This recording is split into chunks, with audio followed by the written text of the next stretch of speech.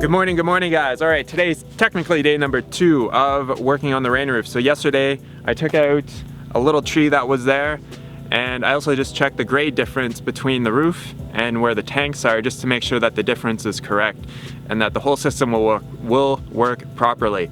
And it will. So if you want the full explanation of why we're doing the rain roof and exactly why we're building it the way that we're building it, check out yesterday's video. Maybe I'll leave a link to it in the description box below. So what we're gonna be doing today is we're gonna actually start building the roof. And what I'm gonna do first is there's actually an area right here that I would say is like a little bit of a low area. So this area right in here, it might be kind of tough to see on camera, but visually I can see that it's a little bit lower. So what I'm gonna do is, we actually have a lot of soil that was dug out when we put the water tanks in, and I'm just gonna grab some of that soil, bring it over here, and just kind of level off this low area a little bit, and then we'll start with the construction. The rest of this area though does look pretty smooth, so I'm not gonna really do too much to it. So if I do need to make any adjustments to the height of the cinder blocks, I've got my shovel with me, so I can either remove some dirt or I can add some dirt under it just to kind of make it a little bit more consistent.